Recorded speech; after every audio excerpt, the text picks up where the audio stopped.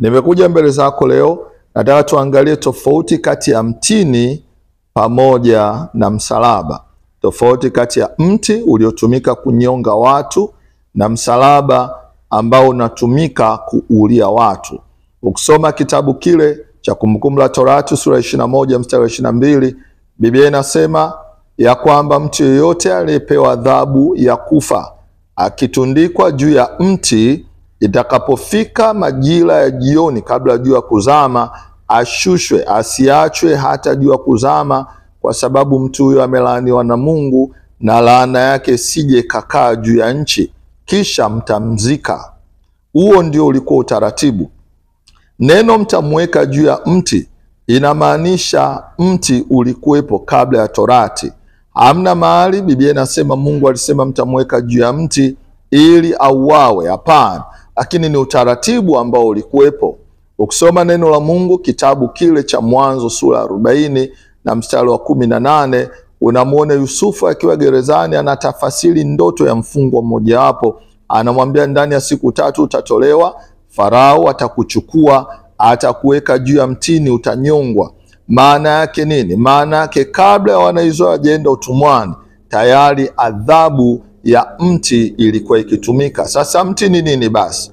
Mti ni kipande au sehemu ya mti iliyoandaliwa maalum kwa ajili ya ishara ya adhabu ya kifo.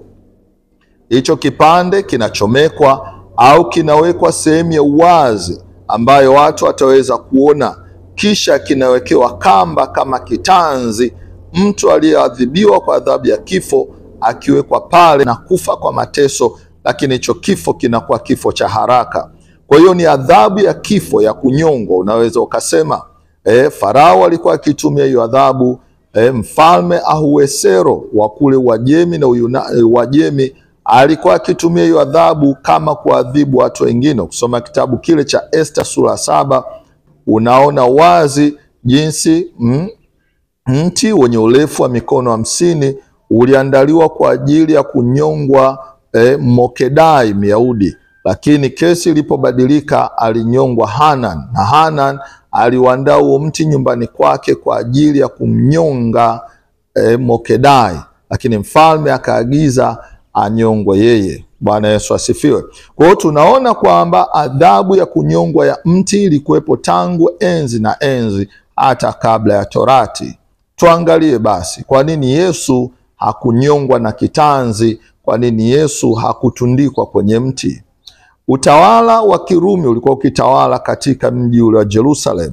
Kwa hiyo wao waliachana na adhabu ya kunyonga kwa kamba. Hapo mwanzo walikuwa kinyonga mtu kwa kamba, lakini baadaye wakauchukua mti huo huo wakaongeza kipande kingine juu ya huo mti ukaitwa msalaba.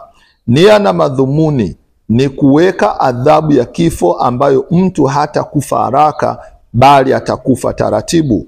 Ukimning'iniza mtu kwenye kitanzi anakufa haraka, lakini unapomsulubisha mtu kifo chake kinakuwa cha taratibu, chenye maumivu na chenye mateso makali. Yesu alisulubiwa kwa njia hiyo. Kwa hiyo ilibidi Yesu alazwe kwenye msalaba, apandishwe sehemu ya hadharani juu ya eneo lililokuwa na mwinuko, ili watu wengi waone kifo chake na watu waogope wasirudie tena. Kwa hiyo si adhabu ya Yesu tu, ulikuwa ni utaratibu katika nchi za Kiyunani zinazotawaliwa na Yunani, zinazotawaliwa na Warumi. Ulikuwa ni utaratibu wa kawaida kabisa kwa mtu ambaye anastahili kufa. Bwana Yesu asifiwe sana. Ukisoma kitabu cha Yohana sura 19 mstari wa 33, inaidhihirisha jinsi gani kifo cha Yesu kilikuwa ni cha taratibu. Biblia inasema kulikuwa na giza kwa muda wa masaa 3, toka saa 6 mpaka saa 9. Baadaye nuru ilipotokea, wale viongozi wa Kiyahudi, makuhani, wakamwomba Pilato wale watu ambao bado hawajafa wavunjwe miguu ili giza lisije. Muda unakui kwa sababu muda ulikuwa unaelekea kipindi cha Sabato. Mtu asije akaangikwa hata alasiri jua kuzama akakutana na Sabato. Kwa hiyo wale askari wa Kirumi walipokwenda kuangalia ile miili miwili ya wale wezi waliosulubiwa pamoja na Yesu, walikuta bado haijafa, wakaivunja miguu yao ili wafe haraka. lakini walipoenda kwa Yesu akakuta amekufa. Lakini ili kuthibitisha kifo chake wakampiga na mkuki ubavuni, akatoka maji pamoja na damu nyepesi, ishara ya mtu amekwisha kufa. Je, ni kweli msalaba ni alama ya kipagani? Ndiyo, ilikuwa ni alama ya kipagani. Anaongea Mtume Paulo kwenye Wakorintho wa kwanza sura ya 1 mstari wa 18, anasema kwa wasioamini ni upuuzi, bali kwetu sisi tuliokoka ni ishara ya ukombozi. Kwa hiyo msalaba kabla ya Yesu ulikuwa ukitumika kama adhabu ya kunyongwa, adhabu ya kifo kwa wale wasioamini. Kwa hiyo ulikuwa hauna uhusiano wote na mambo ya kiroho. Lakini baada ya Kristo Yesu kupandishwa pale msalabani, msalaba sio alama tena ya kipagani, bali kwetu sisi tunaoamini ni ishara ya ukombozi. Kwa hiyo kuna tofauti kati ya mtini na kuna tofauti kati ya msalaba. Yesu hakufa mtini, Yesu alikufa msalabani. Yesu hakufa kwa kunyongwa, Yesu alikufa kwa kusulubiwa. Yesu si ishara tena ya kipagani, bali ni ishara ya ukombozi. Kwa wale wasioamini kwao ni ishara ya kipagani, kwetu tulioamini ni ishara ya ukombozi. Bwana Yesu asifiwe sana. Mungu akubariki kwa kunisikiliza.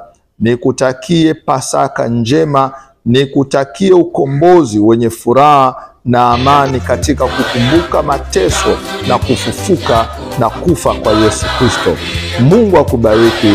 Shalom, shalom.